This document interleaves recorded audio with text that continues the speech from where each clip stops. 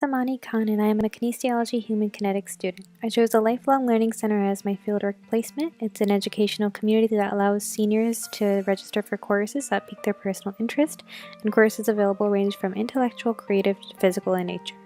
I chose this agency after realizing it will allow me to work with fitness programming, chronic disease prevention and health promotion, Aboriginal grandmothers, emotion and mental well-being through support groups, and an overall focus on the senior demographic. Amani has been working with us this term at the Lifelong Learning Center to do a number of things, including starting a Forever in Motion fitness group for older adults.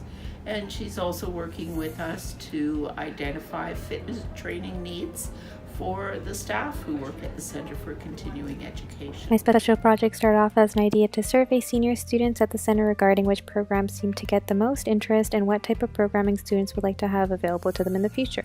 What didn't go as planned was that I was later asked to instead cater this survey to see what fitness programming we could possibly make available to staff at the College Avenue campus that is not yet available to them. So I adjusted my research, had discussions with staff members, and adjusted the format of the survey from paper to an online survey to be sent out to staff by email. Though it was no longer the focus of my survey, I was still able to use the information I received from discussions and participation with our senior students to help find new possible student programming for the future as well. Ultimately, the purpose of this project was to find out if staff would be interested in fitness and wellness programming and encouraging them to live healthier lifestyles. This also aligned perfectly with my learning objectives. So here was my plan. In January, do step 1, which is research on what courses are available in the community. In February, complete step 2, which is understanding my population and having discussions about their preferences. And then in March, doing step 3, which is creating the survey and sending it out using the Qualtrics program. And in April, doing step 4, analyzing the data to create a report for the agency to use for the future. I believe that my special project was successful regardless of the sudden change in direction. With the results of the staff survey, I was able to determine that the fitness programming at the workplace is desired. Because of my special project, there will be a creation of something new at the LLC that will help staff with busy lives still find an easy and convenient way to stay active.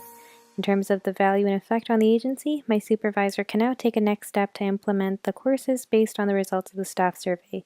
In my report, I also included the names of instructors for each highly selected course as well as a brief summary for the course to be advertised. What I learned that was unexpected in my survey results was that a lot of people that don't work out do want to become active. It just needs to be convenient. So the outcome of the survey shows that staff would love yoga, cardio, and Tai Chi classes available to them during lunch hours throughout the week. So this survey will impact staff by being able to figure out the best way to provide courses for them. The outcome of this project also served me well. Working on this project helped me develop skills like communication when speaking to different staff and students, as well as researching skills along with knowledge on how to use the surveying program. Also, I learned about perspective. Learning what others want meant understanding their point of view. This was an unexpected result of conducting a survey, but the skills will be valuable when understanding why a patient may not want to do certain exercises, for example, in my future health care-related career. Though the project outcome is not what I initially expected it would be, considering it was not for students but staff instead, I still believe I received effective data that pointed towards starting fitness courses for a group that needed and wanted. If I were to do things differently next time, I would put my Forever in Motion training to use and demo fitness class for staff at lunch to have a similar experience before sending out the survey.